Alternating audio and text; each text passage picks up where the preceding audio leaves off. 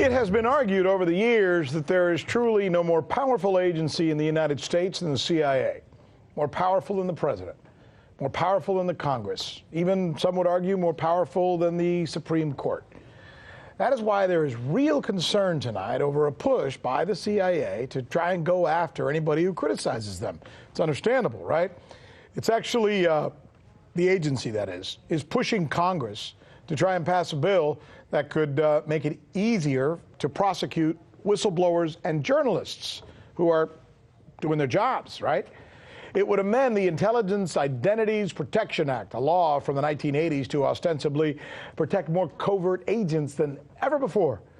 Michele Greenstein's been working on this for us. She's going to break it down. And first, you can maybe explain to us what this law is. What's it called? The Intelligence Identities Protection Act? That's exactly what it's called. And right now it makes it a federal crime to expose or identify any undercover agents of the U.S. So currently this law only applies to agents who are acting abroad, who are living and acting abroad, so not on U.S. soil. But now Congress is actually adding language that would expand who's protected by what's called covert agents, right? So this is actually language that the CIA requested directly. The CIA is essentially invoking WikiLeaks to say that this covert agents definition, which is the original definition of the law, is too narrow and that we need to expand it to everyone, including agents on U.S. soil. And let me just say, for anyone who's wondering the same thing, if it's about an agent's life being in danger if you share information about them, I'm all for that. I think these people are putting their life on the line, and we should protect them if it's a blatant attempt for publicity or simply to out them for the sake of outing them. That's right. And in fact, the CIA argues that this law is about protecting CIA officers. Good. However, it's only been used twice,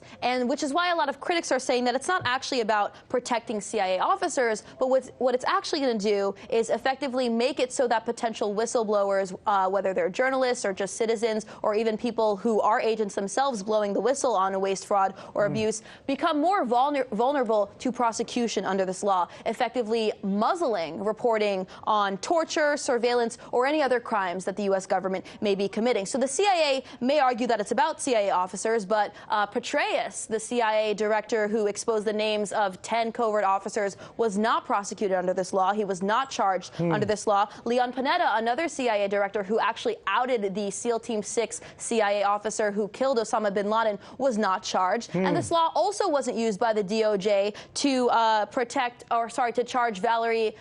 charge the people who exposed Valerie Plame as an undercover CIA officer, essentially as retribution for her husband blowing the whistle on the justification for the war on Iraq. So that's called selective enforcement.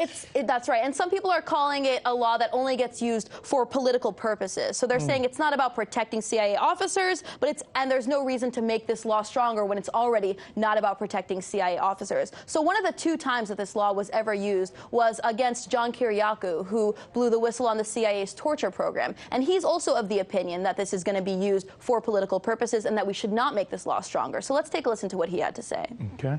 The real reason the CIA wants to protect these identities is to make it illegal to out someone who has been involved in war crimes or crimes against humanity. Not only is an updated law not necessary, but an updated law would be far worse for people like journalists or human rights activists that are just trying to get organizations like the CIA to abide by the law. So this is a guy who, in 2013, the DOJ prosecuted just for confirming the name of a CIA officer who was involved in the CIA torture program to a reporter. No one else was told that name, just the reporter. And even though this law was used to prosecute him, and the law says that this person must be engaged in a pattern of activity that would hurt intelligence activities of the U.S., and he was not involved in a pattern of activity, this law was essentially abused in the case of John Kiriakou and still deployed against him just because he had a record of being against waterboarding. And he went to prison for saying something which was in his conscience. He said, this isn't right, and I'm going to do something about it. He blew the whistle, exactly. And just as a side note, since you're bringing it up, ironically, Gina Haspel, who was actually involved in the destruction of torture tapes at the CIA, who was a covert agent when the news of this scandal erupted, actually rose through the ranks to become director of the CIA. So it's an interesting thing that says about the system in which we live. But John Kiriakou's case, he says, sets a terrible precedent. So let's listen to how he explained that. Okay.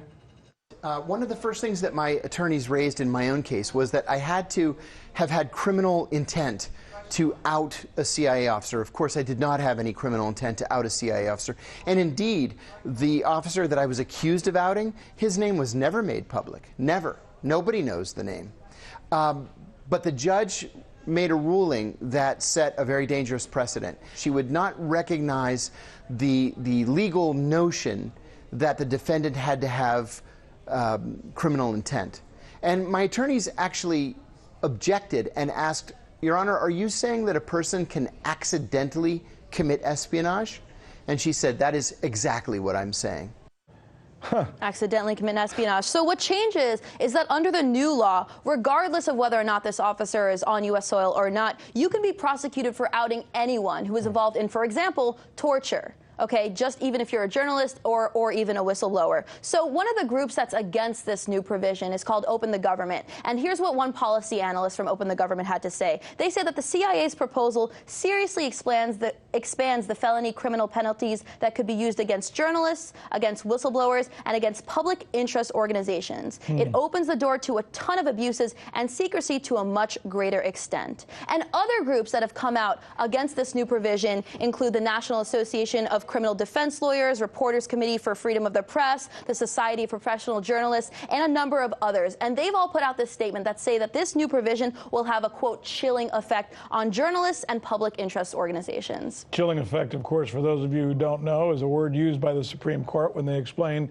libel law. What it essentially means is that a journalist will fail to do his job for fear that he's going to be prosecuted for doing his job. I mean, what could be more chilling than making it a crime just to publish information, regardless of where you got that information from? And especially if you deem the information to be in the public good. Right. Because I understand if you're just showboating or trying to hurt someone, then maybe you should be prosecuted. I mean, what do whistleblowers do? They expose waste, fraud, and abuse. They're our last line of defense in a system that's divorced from what's fair, ethical, or humane. So if we're criminalizing blowing the whistle, we may be heading down a slippery slope. This is a very important conversation, one Americans should have. Thank you for sharing that with us, Michele. So you haven't heard that we're the ones covering the stories that you won't see covered anywhere else? In Venezuela, Kazakhstan. Let's go to Hong Kong. And the media reaction to that has been crickets. How about the way we cover those stories? What the hell does that mean? Wally. That's the key word in this case, uprising. Keep? Can you believe that? Watching. This is the right thing for members of the media to do, to actually pick sides. Look, if you like what you see, subscribe.